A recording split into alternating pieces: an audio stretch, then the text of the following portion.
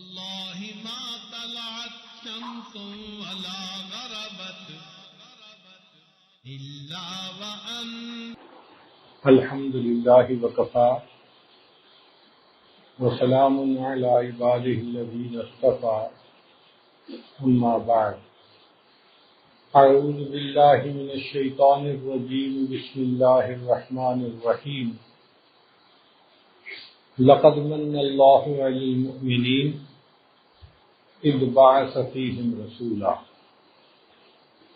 سبحان ربك رب العزة عما يصفون وسلام على المرسلين والحمد لله رب العالمين اللهم صل على سيدنا محمد وعلى آل سيدنا محمد وبارك وسلم اللهم صل على سيدنا محمد وعلى آل سيدنا محمد وبارك وسلم اللهم صل على سيدنا محمد وعلى آل سيدنا محمد وبارك وسلم۔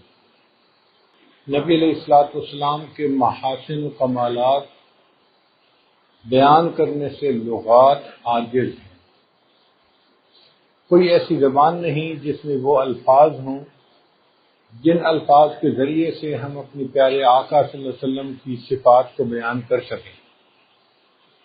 اس لیے کہنے والوں نے کہا یا صاحب الجمال و یا سید البشر من وجهك المنیر لقد نور القمر لا يمكن الثناء كما كان حقه بعد از خدا بزرگ توئی قصہ مختصر، کہ بس اللہ رب العزت کے بعد آپ ہی کا مقام ہے اے اللہ کے حبیب صلی اللہ علیہ وسلم۔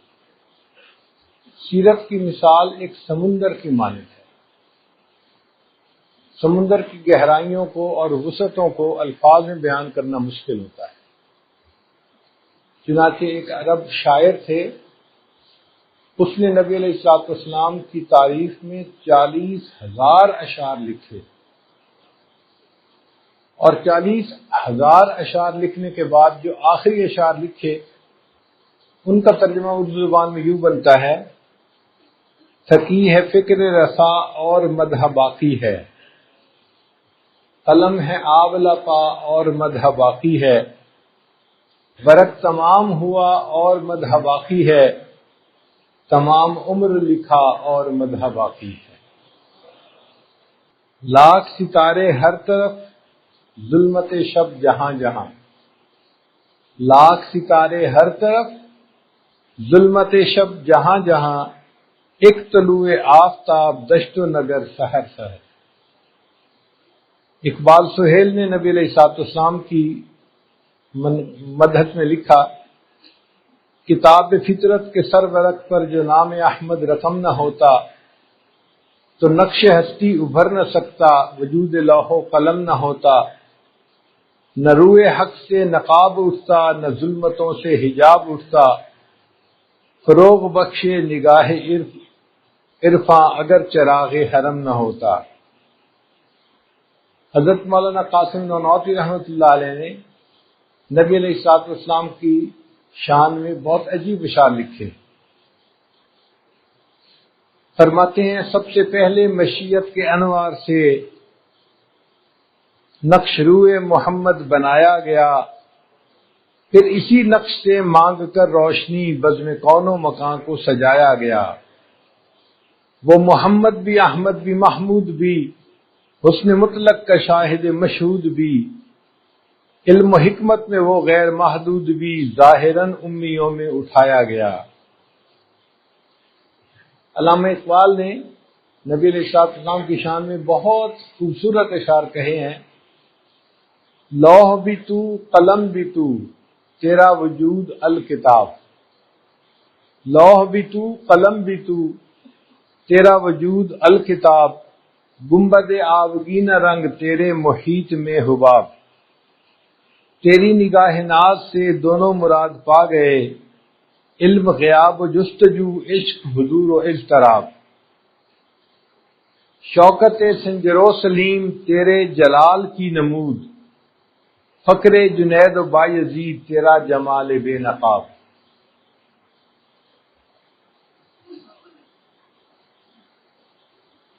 کہنے والے نے کہا ہزار بار بشویم دہن دمشق و گلاب ہنوز نام تو گفتن کمال بے ادبیس.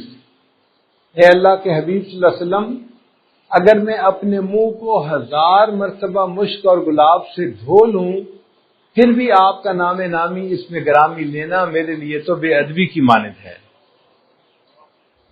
آج کی گفتگو کا عنوان ہے انتخاب لاجواب. انتخاب لاجواب. اب اس کو ایک مثال سے سمجھ لیجئے کہ اگر کسی بڑے امیر آدمی نے اپنی بیٹی کی شادی کرنی ہو نا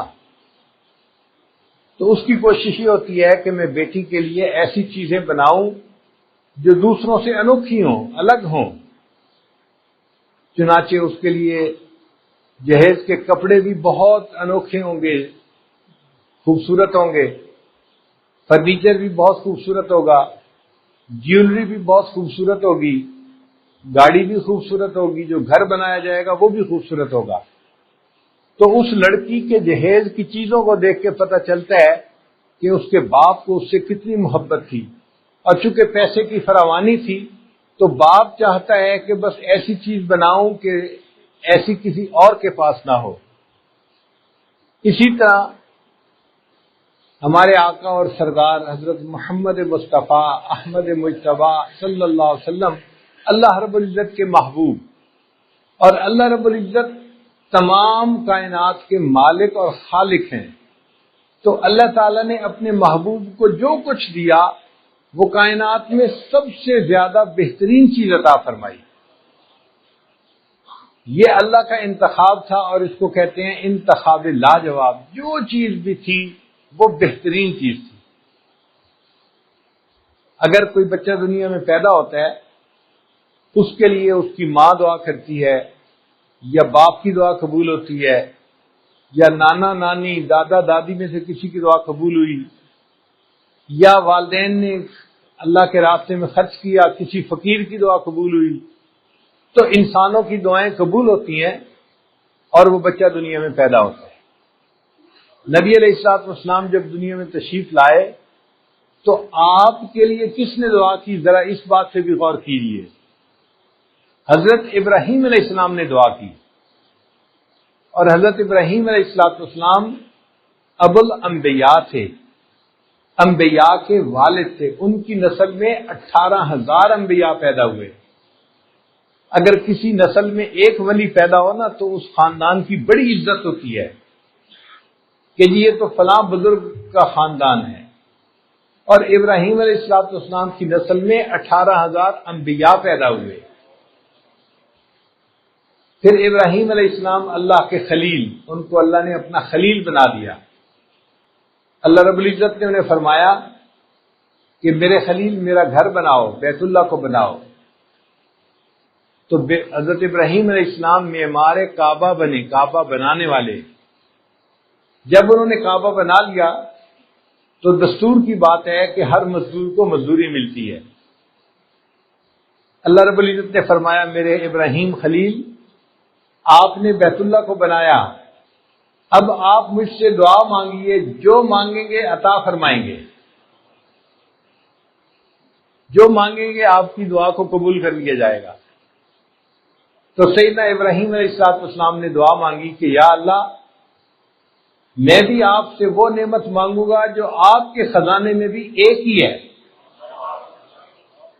اے اللہ میں دنیا کے جواہر اور لال نہیں مانگتا، میں دنیا کا مال و منال نہیں مانگتا، اور میں کوئی فضل و کمال نہیں مانگتا. اے اللہ میں صرف آپ سے آمنہ کا لال مانگتا. ربنا وابعث فیہم رسولا، اے اللہ اپنے محبوب صلی اللہ علیہ وسلم کو بھیج دیجئے دنیا میں. نبی علیہ السلام نے ارشاد فرمایا میں ابراہیم علیہ السلام کی دعا کی قبولیت بن کے دنیا میں آیا ہوں. تو دیکھیں دعا مانگنے والے جو تھے وہ سب سے بہترین.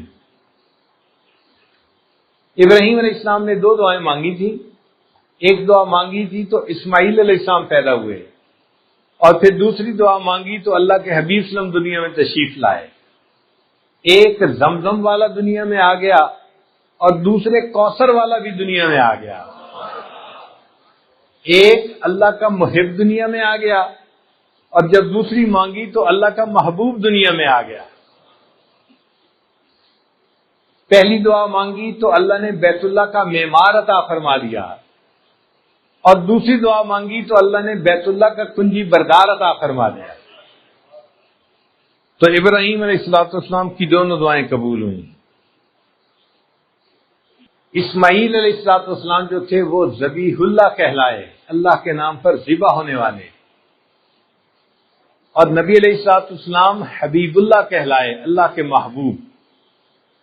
اسماعیل، اسما کا معنی اس زبان میں ہے سن، اور عیل کا معنی اللہ، اسماعیل کا معنی اے اللہ سن، اور محمد صلی اللہ علیہ وسلم ان کا معنی کہ وہ شخصیت جس نے اللہ کی دنیا، جس کی دنیا میں سب سے زیادہ تعریف کی گئی ہو، یعنی پوری کائنات میں کسی انسان کی اتنی تعریف نہیں کی گئی جتنی تعریف اللہ کے محبوب صلی اللہ علیہ وسلم کی گئی ہے۔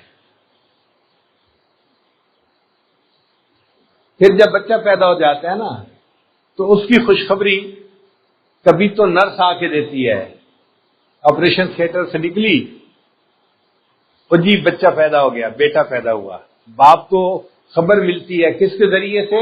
ایک نرس کے ذریعے سے، لیڈی ڈاکٹر کے ذریعے سے،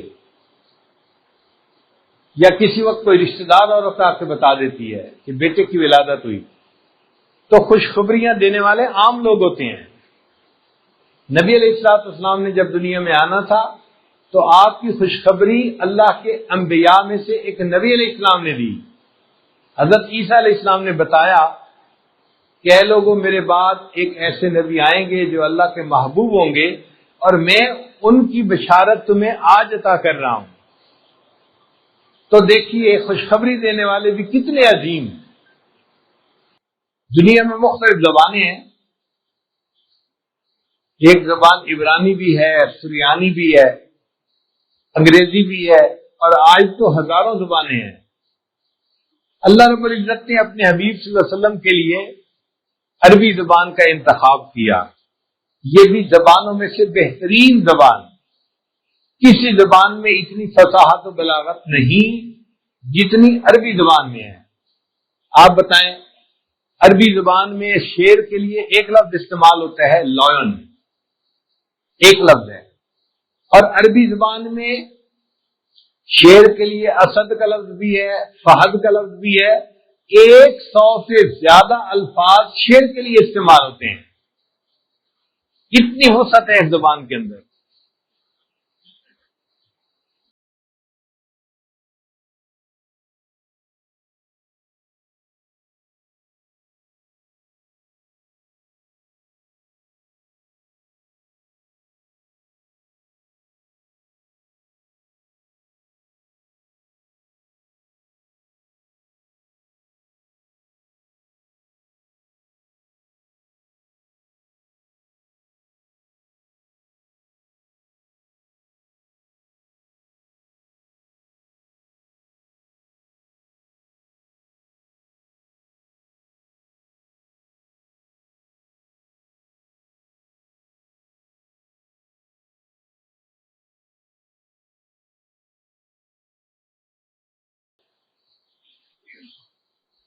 لوگ دنیا میں پیدا ہوتے ہیں، کوئی مشرق میں پیدا ہوا جی میں سجی کے ملک میں پیدا ہوا ہوں، کوئی مغرب میں پیدا ہوتا ہے جی کینیڈا میں پیدا ہوا، کوئی شمال میں کوئی جنوب میں۔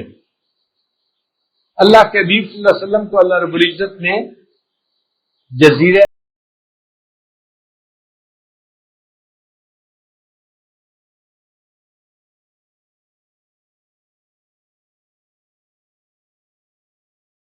باقی زمین کے ساتھ جڑا ہوا نظر آتا ہے۔ جیسے انسان کا دل ہوتا ہے نا،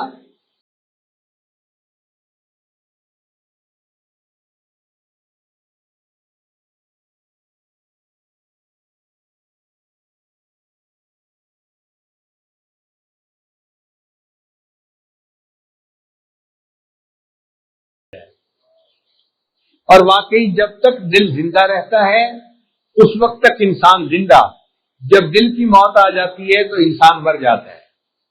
یہی حال جزیرہ عرب کا ہے، بیت اللہ کا ہے۔ جب تک بیت اللہ سلامت رہے گا اس وقت تک دنیا سلامت رہے گی۔ حدیث مبارکہ میں ہے کہ قیامت کی نشانیوں میں سے آخری نشانی کہ لوگ بیت اللہ کو گرائیں گے اور اس کے بعد اللہ تعالیٰ پوری دنیا میں قیامت برپا فرما دیں گے۔ تو دیکھو جگہ کا انتخاب بھی کتنا خوبصورت تھا۔ اللہ رب العزت نے دنیا کو کے وسط میں آپ کو پیدا فرمایا۔ حدیث پاک میں آتا ہے کہ جب اللہ تعالیٰ نے اس دنیا کو بنایا تو اس سے پہلے یہاں پر پانی تھا، اس پانی کے اوپر ایک بلبلہ پیدا ہوا اور اس بلبلے کو اللہ نے پھیلا کے زمین بنا دیا۔ وہ اول عالم، وہ جگہ تھی اول عالم، عالم میں سب سے پہلے بننے والی، اور یہ وہ جگہ تھی جہاں آج بیت اللہ بنا ہوا ہے۔ تو اول عالم، وسط عالم، مرکز عالم، اللہ نے اس مرکز میں نبی علیہ السلام کو پیدا فرمایا مکہ مکرمہ میں۔ تو پیدائش کے لیے جو جگہ کا انتخاب کیا وہ بھی سب سے بہترین۔ اس جگہ کو کیوں منتخب کیا؟ آپ لوگ جانتے ہیں تالاب کے درمیان میں اگر کنکر پھینکا جائے نا تو جو لہریں وہاں سے پھیلتی ہیں وہ چاروں طرف کنارے تک پھیلتی چلی جاتی ہیں۔ اللہ نے اپنے حبیب صلی اللہ علیہ وسلم کو مکہ مکرمہ میں پیدا کیا۔ یہ جگہ اول عالم ہے، مرکز عالم ہے، وسط عالم ہے۔ یہاں سے ایمان کی کرنیں پھوٹیں گی اور یہ پوری دنیا کے اندر برابر پھیلتی چلی جائیں گی۔ پھر قبیلے کا انتخاب دیکھو، سب سے بہترین قبیلہ اسماعیل علیہ السلام کی اولاد میں 44 قبیلے تھے، بنو ثقیف، بنو نذیر، بنو خزرج، بکر بن وائل۔ ایک قبیلہ تھا قریش، یہ کرش سے بنا ہے۔ کرش کہتے ہیں وہ جگہ جو حرکت نہ کرے، یعنی سٹیبل جگہ کو کہتے ہیں کرش۔ تو قریش کو قریش اس لیے کہا جاتا تھا کہ اس قبیلہ کے لوگ مستقل مزاج ہوتے تھے، وہ ڈھل مل یقین نہیں ہوتے تھے، بڑی بہترین قوت ارادی کے مالک ہوتے تھے، مستقل مزاج ہوتے تھے۔ تو اللہ تعالیٰ نے مستقل مزاج لوگوں کے قبیلے میں اپنے حبیب صلی اللہ علیہ وسلم کو پیدا فرمایا۔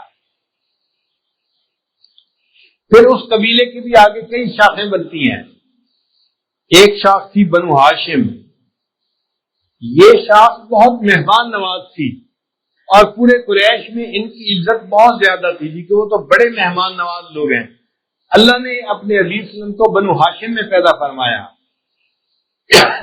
تو قبیلہ بھی بہترین اور قبیلے کی جو آگے شاخ تھی وہ بھی بہترین۔ پھر اللہ رب العزت نے اپنے محبوب صلی اللہ علیہ وسلم کے دادا کو منتخب فرمایا۔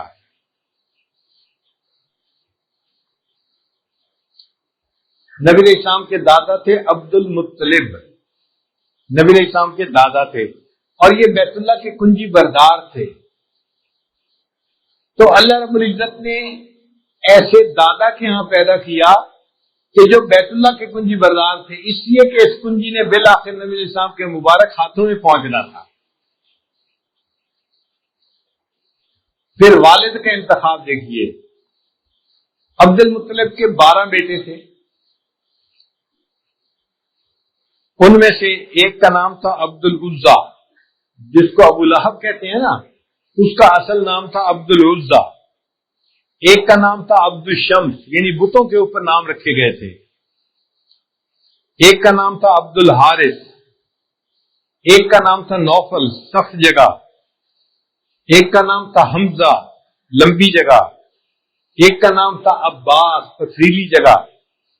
تو دیکھو کہ چچاؤں کے جو نام تھے وہ بھی بے معنی سے نام تھے یا بتوں کے اوپر نام تھے۔ اور ایک بیٹا ان کا تھا جس کا نام تھا عبداللہ، اللہ کا بندہ۔ اللہ نے عبداللہ کے گھر میں نبی علیہ السلام کو پیدا فرمایا۔ کوئی میرے محبوب کو یہ نہ تانا دے سکے کہ جی اس کے تو والد کا نام بتوں کے نام پہ تھا۔ اللہ کا چناؤ دیکھو کتنا خوبصورت ہے۔ پھر والدہ کے قبیلے کا انتخاب، ایک قبیلہ تھا بنو ثقیف، شاخوں والا قبیلہ، ایک تھا بنو نذیر، کانٹوں والا قبیلہ، ایک تھا بنو زہرا، تروتازگی والا قبیلہ، پھول تروتازہ ہوتے ہیں نا تو اس کو زہرا کہتے ہیں۔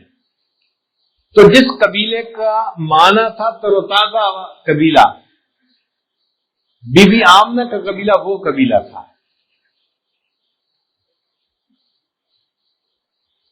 پھر دیکھیے عورتوں کے نام اس زمانے میں عجیب و غریب ہوتے تھے۔ بعض عورتوں کا نام تھا خنسا، بد شکل، حربا، لڑنے والی، مگر اللہ نے اپنے محبوب صلی اللہ علیہ وسلم کے لیے جو والدہ چنی تو والدہ کا نام کیا تھا؟ آمنہ، امن والی، امانت کا خیال رکھنے والی۔ تو ماں کا نام بھی بہترین نام، کوئی اس کے بھی اعتراض نہیں کر سکتا کہ جی آقا صلی اللہ علیہ وسلم کی والدہ کا نام ایسا بے معنی سا نام تھا، نہیں۔ اللہ نے فرمایا کہ چونکہ یہ میرے محبوب صلی اللہ علیہ وسلم کو گود میں پالے گی اس لیے یہ امانت والی ہونی چاہیے، یہ امن والی ہونی چاہیے۔ آمنہ ان کا نام تھا۔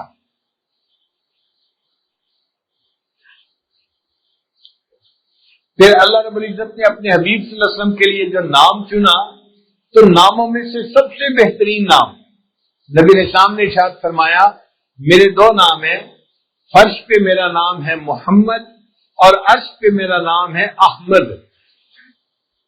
محمد کے معنی کیا ہے؟ وہ ہستی کہ دنیا میں جتنی تعریف اس کی گئی ہو پوری دنیا میں کسی اور کی اتنی تعریف نہ کی گئی ہو، یہ بھی معنی بالکل ٹھیک ہے۔ اور احمد کا معنی وہ ہستی کہ جس نے اللہ کی اتنی تعریفیں کی ہو کہ اس سے زیادہ کوئی اللہ کی تعریف کر ہی نہ سکا ہو۔ تو نبی علیہ السلام محمد بھی تھے اور احمد بھی تھے، آپ کے نام بھی بہترین۔ اور انبیاء کے ناموں کا ذرا حساب لگائیے۔ آدم گندم گوں یعنی گندمی رنگ والا، نوح علیہ السلام نوحہ کرنے والا، زکریا علیہ السلام سبق والا، ادریس علیہ السلام درس والا، یوسف علیہ السلام افسوس والا، یعقوب علیہ السلام بعد میں آنے والا، موسیٰ علیہ السلام پانی سے نکالا ہوا، عیسیٰ علیہ السلام سیاحت کرنے والا۔ مختلف انبیاء کے ناموں کے معنی دیکھیں تو وہ بھی عجیب و غریب ہیں، مگر میرے آقا صلی اللہ علیہ وسلم کے لیے اللہ نے جو نام پسند کیا وہ ناموں میں سے بہترین نام کہ جتنی تعریف آپ کی ہوئی دنیا میں ہوئی اتنی تعریف کسی کی نہیں ہوئی، اور جتنی تعریف آپ نے اللہ رب العزت کی تھی اتنی تعریف مخلوق میں کسی نے اللہ رب العزت کی نہیں کی۔ آپ احمد بھی تھے اور محمد بھی تھے۔ آپ ذرا غور کیجئے کہ نہ محمد کے نام پہ نقطہ ہے نہ احمد کے نام پہ نقطہ ہے۔ اللہ نے اپنے لیے بھی نقطے کو پسند نہیں کیا، اللہ کے نام پہ نقطہ نہیں ہے، جتنے حروف ہیں بے نقطہ حروف ہیں۔ نقطہ کیوں پسند نہیں کیا؟ کہ کہیں نقطے کی وجہ سے لوگ شرک نہ کرنے لگ جائیں اور چیزیں ساتھ میں ملانے لگ جائیں۔ اللہ نے فرمایا نہ کوئی میرا شریک بن سکتا ہے نہ کوئی میرے محبوب کی رحمت للعالمین میں شریک بن سکتا ہے۔ اب ایک مزے کی بات سنیے، ہم لوگ نماز پڑھتے ہیں نا تو ہم جو ارکان ادا کرتے ہیں ان ارکان کے ادا کرنے سے نبی علیہ السلام کے نام کی کا حرف لفظ بن جاتا ہے۔ جب ہم قیام میں ہوتے ہیں تو ہم الف کی شکل میں ہوتے ہیں، الف ایسی ہی ہوتی ہے نا، کھڑی ہوتی ہے۔ تو ہم قیام میں ہیں تو کس حالت میں ہیں؟ جب رکوع میں ہیں تو وہ ہا کی شکل بنتی ہے، جب سجدے میں ہوتے ہیں تو میم کی شکل بنتی ہے، اور جب اتحیات میں بیٹھتے ہیں تو دال کی شکل بنتی ہے۔ ہماری نماز مکمل ہوتی ہے اور ہمارے جسم سے اللہ کے محبوب کے نام کا لفظ مکمل ہو جاتا ہے، اللہ اس نماز کو قبول فرما لیتے ہیں۔ پھر محمد کا لفظ دیکھیں، محبت کا لفظ آپ اگر ادا کریں نا تو آپ کے ہونٹ 2 دفعہ ملیں گے آپس میں، محبت 2 دفعہ ہونٹ ملتے ہیں، اور اگر محمد کا لفظ ادا کریں تو بھی ہونٹ 2 دفعہ ملتے ہیں۔ لہذا جو محمد صلی اللہ علیہ وسلم کی تعلیمات پر چلے گا اللہ رب العزت اس کو محبتوں والی زندگی عطا فرمائیں گے۔ اب اور دیکھیے دایا کے قبیلے کا انتخاب۔ نبی علیہ السلام کی جو دایا تھی جس نے نبی علیہ السلام کو پالا وہ تھی حلیمہ سعدیہ۔ بنو سعد ایک قبیلہ تھا جو طائف کے قریب رہتا تھا۔ وہاں کی عورتیں مکہ مکرمہ آتی تھیں اور وہاں سے بچوں کو اپنی گود میں لے کے واپس آتی تھی، پھر ان کو پالتی تھی تو ان کو والدین کی طرف سے انعام ملا کرتا تھا، اور یہ ان لوگوں کے لیے گزارے کا سبب تھا۔ ایک مرتبہ 10 عورتیں طائف سے چلیں، مکہ مکرمہ جاتی ہیں۔ سب عورتوں کی جو سواریاں تھیں وہ بڑی تازہ دم، صحت مند، خوب تیز دوڑنے بھاگنے والی، تو سب عورتیں آگے نکل جاتی۔ ایک عورت ایسی تھی جس کی سواری کمزور بھی تھی اور لاغر تھی، وہ پیچھے رہ جاتی۔ عورتیں کھڑے ہو کے انتظار کرتی۔ وہ عورت، اس کا نام تھا حلیمہ، جب وہ پیچھے سے آ کے ملتی تو عورتیں پھر سفر کرتی، پھر سب کی سواری آگے نکل جاتی، حلیمہ کی سواری پیچھے رہ جاتی۔ سارا راستہ اسی طرح طے ہوا۔ جب آخری منزل تھی، یعنی اب آگے مکہ مکرمہ میں داخل ہونے کا وقت تھا، اس وقت ان عورتوں نے حلیمہ سے بات کی کہ حلیمہ، ہم جگہ جگہ ٹھہرتی آئی ہیں اور آپ کا انتظار کرتی آئی ہیں، اور اس میں ہمارا وقت بہت زیادہ لگ گیا ہے، دیر ہو رہی ہے، اب آپ ہمیں اجازت دیں، آپ جب بھی پہنچ جانا، ہم جاتی ہیں اور جا کے بچوں کو لے کے واپس جانا ہے، چونکہ واپسی کا بھی سفر کرنا ہے۔ حلیمہ نے اجازت دے دی۔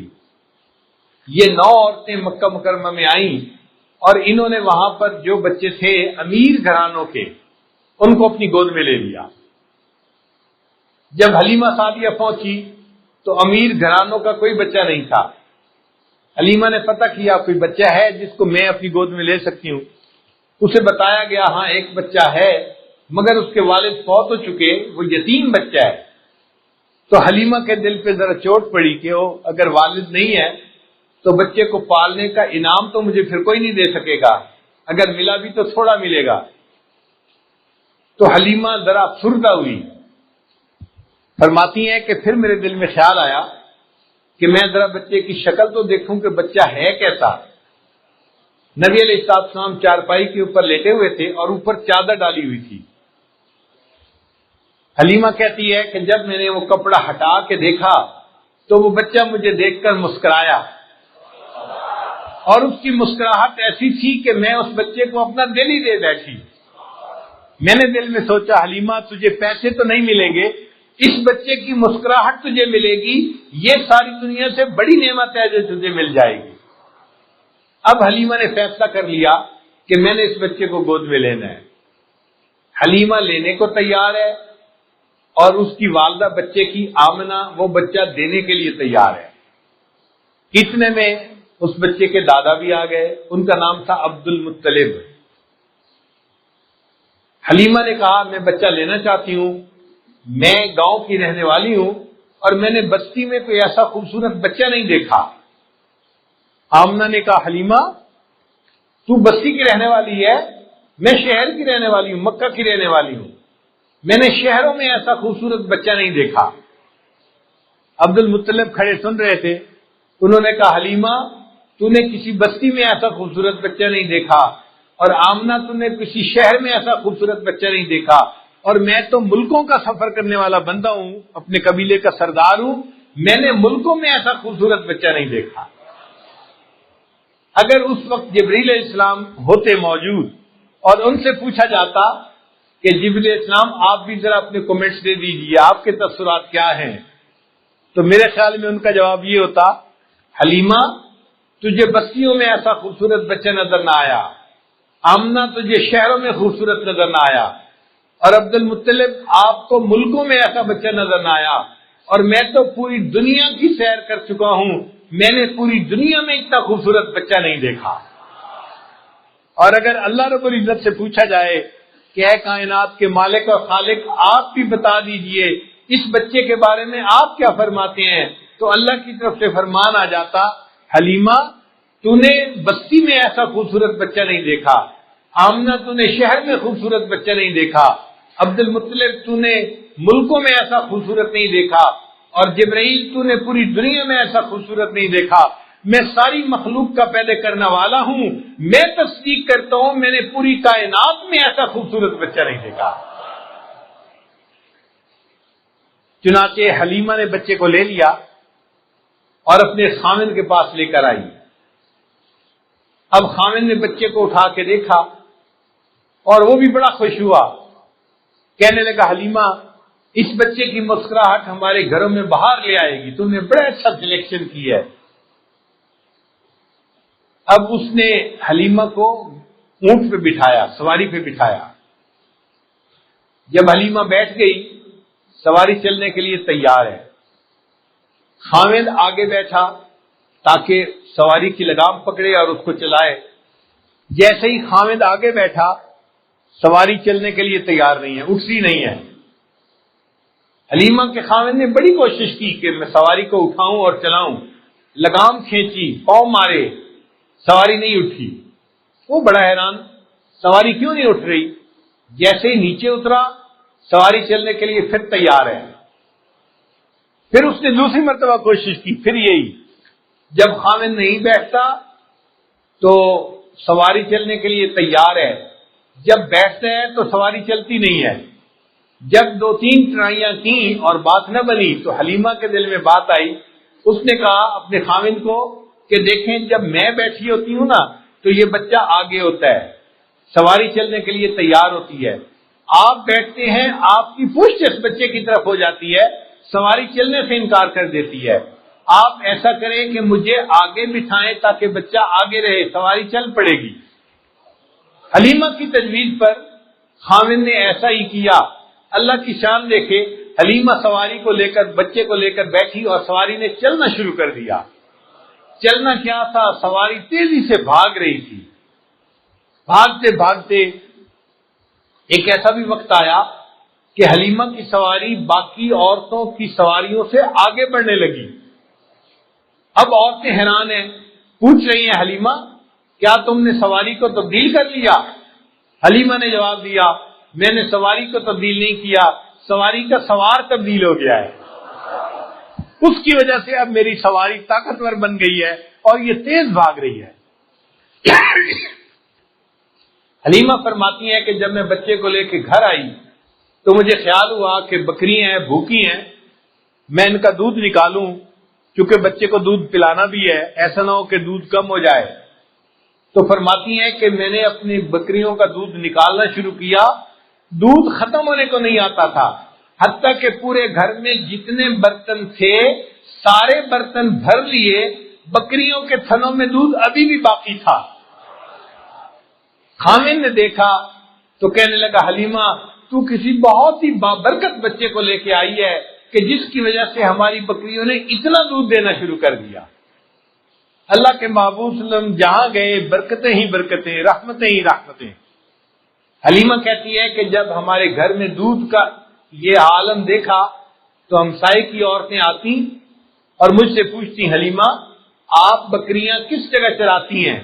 ہو سکتا ہے وہاں کے گھاس میں کوئی تاثیر ہو کہ بکریاں زیادہ دودھ دیتی ہیں، ہمیں جگہ کا نام بتاؤ، ہم بھی بکریوں کو وہیں چرائیں گی تاکہ ہمارے گھروں میں بھی دودھ زیادہ ہو جائے۔ قبیلے کے لوگ بکریاں وہیں چراتے تھے مگر ان کی بکریاں اتنا دودھ نہیں دیتی تھی جتنا حلیمہ کے گھر کی بکریاں دودھ دیتی تھی۔ نبی علیہ السلام جہاں تھے اللہ نے وہاں پر رزق کی اتنی فراوانی کر دی تھی۔ حلیمہ کی ایک بیٹی تھی، اس کا نام تھا شیما، وہ بکریاں چرانے جاتی تھی، اس کی عمر کوئی 15-16 سال کے قریب ہوگی، جوان العمر بچی تھی۔ ایک دن شیما بکریوں کو چرانے کے لیے نہیں لے کے گئی، کوئی دن کے 10 بجے کا وقت ہو گیا، 11 بجے کا۔ ماں نے پوچھا بیٹی آج بکریوں کو لے کے نہیں گئی، کیا وجہ ہے؟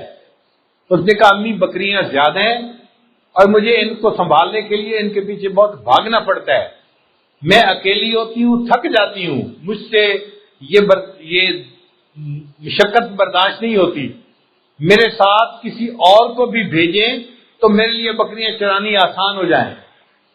ماں نے کہا بیٹی تیرا باپ بھی بوڑھا ہے، بیمار ہے، اور میں بھی بوڑھی ہوں، بیمار ہوں، ہم دونوں تو بکریاں چرا نہیں سکتے، اس کے پیچھے بھاگ نہیں سکتے، گھر میں تو ہی جوان بیٹی ہے، یہ کام تجھے ہی کرنا پڑے گا، جاؤ بکریوں کو چراؤ۔ شیما کہنے لگی اچھا اماں، اگر مجھے بکریاں چرانے کے لیے بھیجنا ہے نا تو یہ چھوٹے بھائی محمد کو میرے ساتھ بھیج دیجیے۔ ماں نے کہا بیٹا تم بکریاں چراؤ گی یا بھائی کو سنبھالو گی؟ اس نے کہا امی میں بھائی کو بھی سنبھال لوں گی، بکریاں بھی چرا لوں گی۔ بیٹی بات سمجھ میں نہیں آتی، تو کیوں ضد کر رہی ہے بھائی کو لے جانے کے لیے؟ شیما نے جواب دیا اماں ایک دن میں اپنے بھائی کو اپنے ساتھ بکریاں چرانے لے کے گئی تھی اور اس دن میں نے 3 باتیں دیکھی تھی۔ بیٹی 3 باتیں کیا دیکھی تھی؟ اماں ایک بات تو یہ دیکھی تھی، میں سارا دن جہاں بھی پھرتی رہی آسمان پر ایک بادل سایہ کرتا رہا، مجھے پورا دن دھوپ کے اندر جانا ہی نہیں پڑا۔ ایک برکت تو میں نے یہ دیکھی، اور اماں دوسری برکت میں نے یہ دیکھی کہ ایک راہب گزر رہا تھا، اس نے گود میں میرے بھائی کو دیکھا تو میرے پاس آیا اور اس کو لے کے بہت چوما پیار کیا اور مجھے کہنے لگا یہ کیا ہے تمہارا؟ میں نے کہا میرا بھائی ہے۔ اس نے کہا کہ تمہارا یہ بچہ بھائی آنے والے وقت میں بہت بڑی شخصیت بنے گا، میں اس میں ایسی نشانیاں دیکھ رہا ہوں کہ یہ نشانیاں ہم نے تورات اور انجیل کے اندر پڑھی ہوئی ہیں۔ اماں مجھے اپنے بھائی کی تعریف بڑی اچھی لگی کہ لوگ بھی اس کی تعریف کرتے ہیں۔ اور اماں ایک تیسری بات میں نے اور دیکھی۔ بیٹا کیا دیکھی؟ اماں میں بھائی کو گود میں لے کے گئی اور ایک جگہ پر بکریوں کو چرنے کے لیے چھوڑ دیا اور بھائی کو لے کے میں بیٹھ گئی اپنی گود میں۔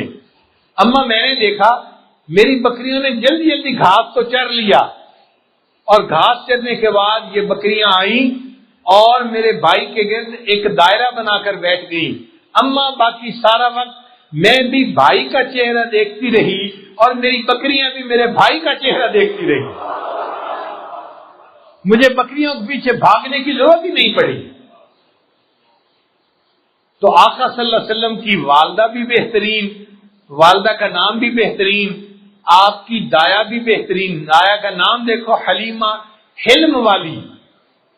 حلم کا مطلب جس عورت کے اندر تحمل مزاجی ہو نا وہ بچے کی تربیت اچھی کر سکتی ہے۔ جن عورتوں کے اندر غصہ ہو وہ چھوٹے معصوم بچے کو بھی جھڑک دیتی ہیں، تھپڑ لگا دیتی ہیں، سختی کرتی ہیں۔ اللہ نے فرمایا نہیں، میں نے اپنے محبوب صلی اللہ علیہ وسلم کے لیے جس دایا کا انتخاب کرنا ہے وہ بڑی حلم والی عورت ہوگی، لہذا نہ بچے کو ڈانٹے گی نہ اس بچے کو کوئی بات کرے گی، بلکہ بڑے حلم کے ساتھ اس بچے کی وہ جو ہے وہ پرورش کرے گی اور میرا بچہ اس حلیمہ کی گود میں پرورش پائے گا۔ کسی شاعر نے حلیمہ کے بارے میں بڑے اچھے اشعار کہے ہیں، فرماتے ہیں حلیمہ میں تیرے مقدرہ تو صدقے، حلیمہ میں تیرے مقدرہ تو صدقے، تو مدنی دا جھولا جھلیندی بھی ہوسیں، اے سونے دے مکھڑا نورانی نورانی، تو تکدی تا رہی ہیں چمیندی بھی ہوسیں۔ کہ محبوب صلی اللہ علیہ وسلم کے نورانی مکھڑے کو تو دیکھتی تو تھی، حلیمہ کتنی خوش نصیب ہے، تو اس پیارے مکھڑے کو چومتی بھی ہوگی محبت کے ساتھ۔ حلیمہ میں تیرے مقدرہ تو صدقے، تو مدنی دا جھولا جھلیندی بھی ہوسیں، جے سونے دا مکھڑا نورانی نورانی، تو تکدی تا رہی ہیں چمیندی بھی ہوسیں، اے عرشاں دا چن ہے کھلونا بھی جس دا، تو اس بے مثل نو کھڈیندی بھی ہوسیں، کہ جس کے لیے آسمان کا چاند اللہ نے کھلونا بنا دیا، اس عظیم ہستی کو تو اپنے ہاتھوں میں کھلاتی ہوگی۔ انگلی نپا کے تو ویڑے دے اندر، خدا دے سجن نو ٹریندی بھی ہوسیں۔ بچہ جب چلنا سیکھتا ہے نا تو ماں انگلی پکڑ کے اس کو قدم اٹھانا سکھاتی ہے، تو وہ کہتے ہیں کہ انگلی نپا کے تو ویڑے دے اندر، خدا دے سجن نو ٹریندی بھی ہوسیں، نوا کے سجا کے تے کجلا بھی پا کے، نوا کے سجا کے تے کجلا بھی پا کے، تو تھوڑی ہلا کے ہسیندی بھی ہوسیں۔ ماں بچے کو جب تیار کرتی ہے نا تو اس کی تھوڑی کو ہلا کے کہتی ہے بچہ ذرا ہنس کے مسکرا کے دکھاؤ، تو اللہ کے محبوب صلی اللہ علیہ وسلم کو کہتی ہوگی کہ مسکرا کے دکھاؤ، اور میرے آقا صلی اللہ علیہ وسلم کا مسکراتا ہوا چہرہ تو دیکھتی ہوگی۔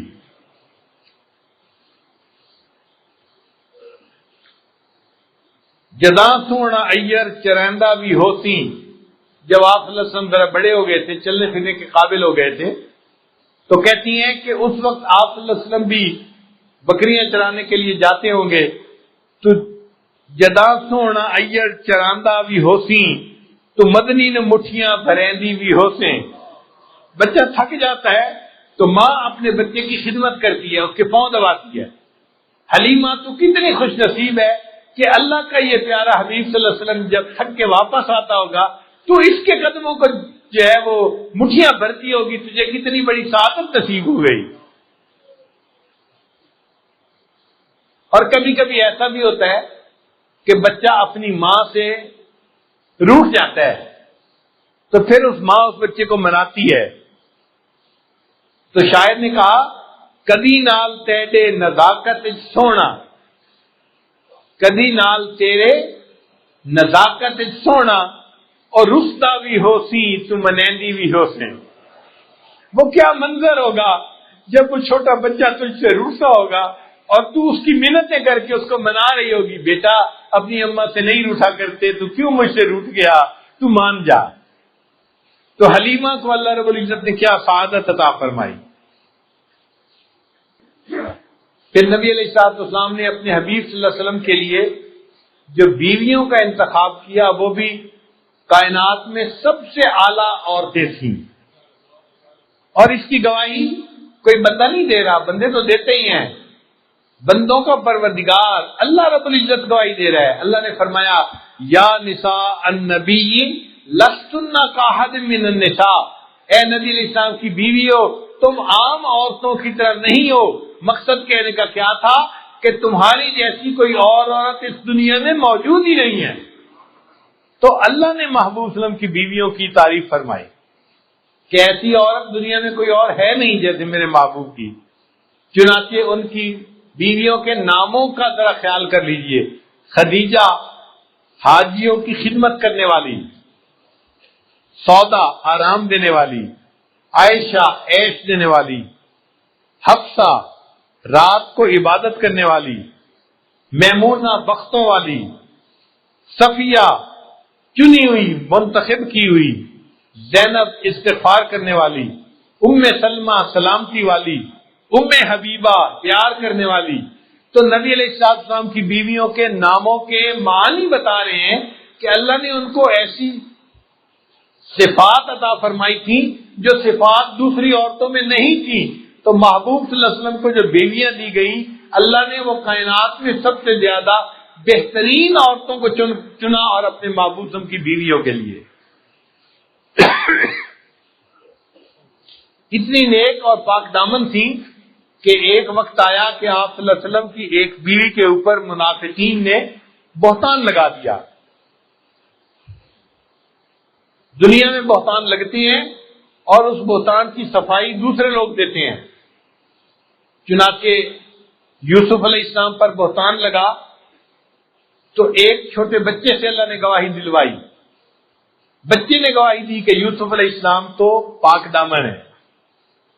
بی بی مریم پر بہتان لگا، اللہ تعالیٰ نے عیسیٰ علیہ السلام کے ان کی گواہی دلوائی. سیدہ صدیقہ رضی اللہ عنہا پر بہتان لگا، اللہ تعالیٰ چاہتے تو کسی بچے سے پاک دامنی کی گواہی دلوا سکتے تھے، مگر اللہ نے فرمایا عائشہ تو میرے محبوب کی محبوبہ ہے، تیرے لیے میں کسی بچے سے گواہی نہیں دلواؤں گا، میں خدا خود اپنے قرآن میں تیری پاک دامنی کی گواہی دوں گا.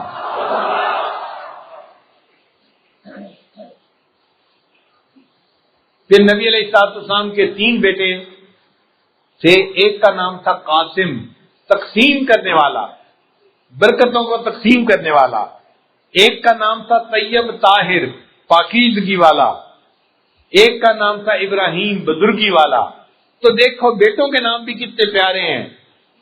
نبی علیہ السلام نے ارشاد فرمایا اگر میرے بعد کوئی نبی آنا ہوتا تو اللہ تعالیٰ میرے بیٹے کو نبوت عطا فرماتے، لیکن میرے بعد کوئی نبی نہیں آئے گا. تو ختم نبوت کا مقام اللہ نے کس کو عطا فرمایا؟ اپنے حبیب صلی اللہ علیہ وسلم کو عطا فرمایا. اس لیے نبی علیہ السلام کے تشریف لے جانے کے بعد جو کوئی دنیا میں نبی ہونے کا دعویٰ کرے گا وہ جھوٹا ہوگا، کذاب ہوگا، دجال ہوگا۔ اب اگر کوئی کہے جی کہ عیسیٰ علیہ السلام بھی تو نبی تھے، ہاں نبی تھے، لیکن جب آئیں گے تو نبی علیہ السلام کے امتی بن کے تشریف لائیں گے، نبی علیہ السلام کی لائی ہوئی شریعت پر عمل کرنے والے بن کر آئیں گے۔ یہ نبی علیہ السلام کی عظمت ہے کہ ان کی شریعت کی اشاعت کے لیے اللہ اپنے انبیاء میں سے ایک نبی کو دوبارہ بھیجیں گے۔ پھر نبی علیہ السلام کی بیٹیوں کا انتخاب دیکھیں، ایک کا نام تھا زینب استغفار کرنے والی، ایک کا نام تھا رقیہ خامن کی خدمت کرنے والی، ایک کا نام تھا ام کلثوم بچوں کی اچھی تربیت کرنے والی، اور ایک کا نام تھا فاطمہ دوزخ سے بری اور آزاد ہونے والی۔ نبی علیہ السلام نے فرمایا کہ میری بیٹی فاطمہ کو اللہ تعالیٰ نے جنت کی خواتین کا سردار بنا دیا ہے۔ تو بیٹی بھی دیکھو اللہ نے کیسی عطا فرمائی۔ نبی علیہ السلام سیدہ فاطمہ الزہرا رضی اللہ تعالیٰ عنہ سے بہت محبت فرماتے تھے۔ جب وہ تشریف لاتی تھیں تو نبی علیہ السلام اٹھ کر استقبال کرتے تھے۔ ایک مرتبہ سیدہ فاطمہ الزہرا رضی اللہ تعالیٰ عنہ نے 4 روٹیاں بنائیں، ایک حضرت علی رضی اللہ عنہ کے لیے، ایک اپنے لیے، ایک سیدنا حسن رضی اللہ عنہ کے لیے، ایک سیدنا حسین رضی اللہ عنہ کے لیے۔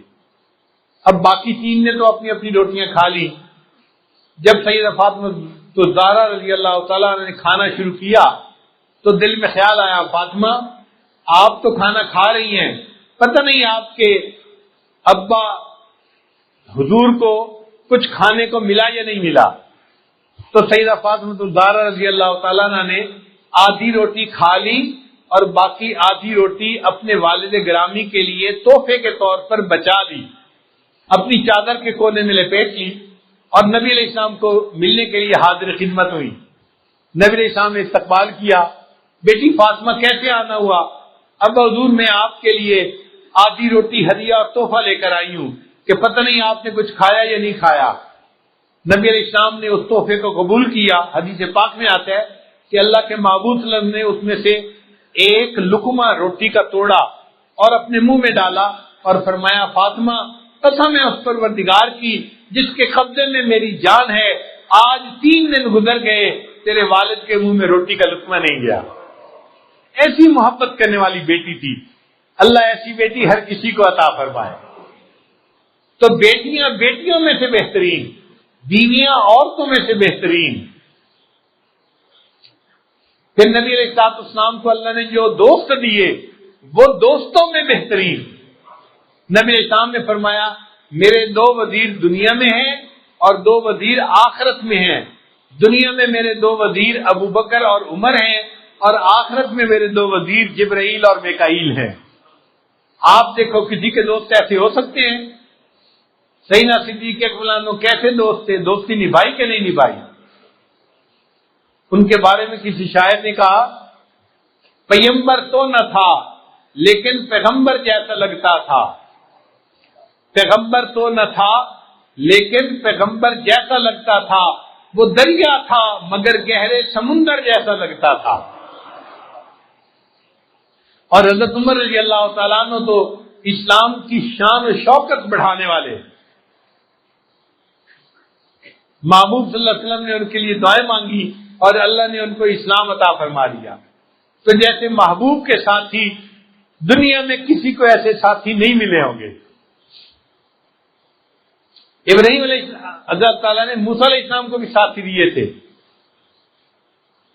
لیکن وہ ایسے ساتھی تھے کہ جب ایک موقع پہ جانا پڑا اور موسیٰ علیہ السلام نے کہا کہ بھئی آؤ بستی میں داخل ہو جائے، اللہ نے حکم دیا ہے، کہنے لگے اذهب انت وربك فقاتلا انا هاهنا قاعدون، آپ جائیں اور آپ کا پروردگار جائیں ان سے لڑنے کے لیے، ہم تو یہاں بیٹھے ہوئے ہیں۔ تو موسیٰ علیہ السلام کے ساتھیوں نے ان کا ساتھ چھوڑ دیا ایسے موقع پہ۔ حضرت عیسیٰ علیہ السلام کو بھی ساتھی ملے حواری، اور عیسیٰ علیہ السلام کو انہیں سمجھانا پڑا کہ من انصاری الی اللہ، اے میرے ساتھیوں تم میں سے کون ہے جو اللہ کے لیے میرا مددگار بن جائے؟ ان کو کہنا پڑا، لیکن نبی علیہ السلام کو اللہ نے جو ساتھی دیے، نہ انہوں نے انکار کیا، نہ ان کو سمجھانے کی ضرورت پیش آئی، بلکہ انہوں نے ایسا ساتھ نبھایا کہ نبی علیہ السلام نے فرمایا ابو بکر میں نے دنیا میں سب کے احسانات کے بدلے چکا دیے، تو نے میرے اوپر اتنے احسانات کیے ہیں، تیرا بدلہ قیامت کے دن اللہ چکائیں گے۔ تو نبی علیہ السلام کے دوست بھی بہترین۔ پھر نبی علیہ السلام کو اللہ نے کتاب عطا فرمائی، قرآن مجید، وہ کتابوں میں بہترین، تورات، انجیل اور زبور، یہ بھی اللہ تعالیٰ کی طرف سے بھیجی گئی کتابیں ہیں، مگر وہ کتابیں تھیں، صحیفے پہ لکھی ہوئی چیز تھی۔ اس کی مثال اس طرح سمجھے، ایک ہوتا ہے میسج، وہ لفظوں میں لکھا ہوا آ جاتا ہے، ایک ہوتا ہے وائس میسج کہ آواز آتی ہے کسی کی۔ وائس میسج ہمیشہ عام میسج سے زیادہ اعلیٰ ہوتا ہے۔ تو جو پہلی کتابیں تھیں وہ ریٹن میسیجز تھے اللہ کی طرف سے جو آئے تھے انبیاء کے اوپر، اور جو قرآن مجید ہے یہ کلام اللہ ہے۔ یہ کیا ہے؟ کلام اللہ ہے، کتاب اللہ بھی ہے، کلام اللہ بھی ہے۔ اس لیے اللہ کے کلام ہونے کی نسبت کی وجہ سے اس کتاب کو باقی کتابوں پر فضیلت حاصل ہے۔ نبی علیہ السلام نے فرمایا تبرک بالقرآن فإنہ کلام اللہ، قرآن سے برکت حاصل کرو، یہ اللہ کا کلام ہے۔ اللہ بھی برکت والے، ان کا نام بھی برکت والا، ان کا کلام بھی برکت والا۔ تبارک اسم ربک، قرآن مجید میں ہے اللہ کا نام برکت والا ہے، تبارک اسم ربک، برکت والا ہے نام تیرے رب کا، تو اللہ کا نام بھی برکت والا، اللہ کی ذات بھی برکت والی۔ تبارک الذی بیدہ الملک، برکت والی ہے وہ ذات جس کے ہاتھ میں ملک اور سلطنت ہے۔ تو نام بھی برکت والا، اللہ کی ذات بھی برکت والی، اور اللہ کا کلام بھی برکت والا، قرآن مجید بھی برکت والا۔ تو دیکھیں برکتیں ہی برکتیں، اور اللہ کا قرآن اللہ نے اپنے حبیب صلی اللہ علیہ وسلم کو عطا کیا، تو کتابوں میں سے بہترین کتاب اللہ نے اپنے حبیب صلی اللہ علیہ وسلم کو عطا فرمائی۔ پھر اللہ نے باقی انبیاء کو بھی دین عطا فرمائے، لیکن وہ دین کامل دین نہیں تھے۔ اللہ نے اپنے حبیب صلی اللہ علیہ وسلم کو دین عطا فرمایا اور فرمایا وَأَتْمَمْتُ عَلَيْكُمْ نِعْمَتِي، اے میرے محبوب صلی اللہ علیہ وسلم میں نے آپ پر اپنی نعمت کو مکمل کر دیا، وَرَضِيتُ لَكُمُ الْإِسْلَامَ دِينًا، اور میں نے تمہارے لیے دین اسلام کو پسند کر لیا۔ تو جو دین ملا وہ بھی دینوں میں سب سے بہترین دین، کتاب ملی وہ کتابوں میں سے بہترین، جو ساتھی ملے ساتھیوں میں بہترین، جو بیویاں ملی وہ بیویوں میں بہترین، جو اولاد ملی اولاد میں سے بہترین، جو نبی علیہ السلام کو اللہ نے شخصیت عطا فرمائی وہ شخصیتوں میں بہترین۔ اللہ تعالیٰ نے اپنے حبیب صلی اللہ علیہ وسلم کو وہ خوبصورتی عطا فرمائی، وہ جمال عطا فرمایا کہ ایسا جمال کائنات میں کسی اور کو عطا نہیں ہوا۔ نبی علیہ السلام نے ارشاد فرمایا میرے بھائی یوسف سبی تھے اور میں ملی ہوں۔ سبی کہتے ہیں گورا چٹا، بعض لوگوں کا رنگ بڑا گورا چٹا ہوتا ہے، ضروری نہیں ہوتا وہ خوبصورت بھی ہو، نقشنین بھی خوبصورت ہوں۔ نقشنین کی خوبصورتی الگ چیز ہے، رنگ کا سفید ہونا یہ الگ چیز ہے۔ نبی علیہ السلام نے فرمایا کہ میں ملی ہوں۔ ملی کا کیا مطلب؟ نمکین چہرہ۔ نمکین چہرہ کس کو کہتے ہیں؟ کہ جس کو بار بار دیکھنے کو دل کرے، بار بار دیکھنے کو دل کرے، دل ہی نہ بھرے جس سے۔ تو یوسف علیہ السلام کے حسن میں اور ہمارے آقا صلی اللہ علیہ وسلم کے حسن میں یہ فرق تھا کہ یوسف علیہ السلام سبی تھے، ان کے اوپر کسی کی نظر ٹکتی نہیں تھی، اور میں کہ آقا صلی اللہ علیہ وسلم ملی تھے، ان پر جو نظر پڑ جاتی تھی نظر ان سے ہٹتی نہیں تھی۔ حضرت سید نفیس شاہ صاحب فرماتے ہیں واللیل سیاہی زلفوں کی چہرہ والضحیٰ اس کا، واللیل سیاہی زلفوں کی چہرہ والضحیٰ اس کا، سارے جہاں کا پیارا ہے آپ محب ہے خدا اس کا، رب نے بنایا جب اس کو خود آپ کہا سبحان اللہ۔ میرے آقا صلی اللہ علیہ وسلم کو اللہ نے وہ حسن و جمال عطا فرمایا کہ اللہ نے بنایا تو ان کو دیکھ کے اللہ نے خود سبحان اللہ فرمایا۔ حضرت سید نفیس شاہ صاحب فرماتے ہیں، اے رسول امی خاتم المرسلین، تجھ سا کوئی نہیں، تجھ سا کوئی نہیں۔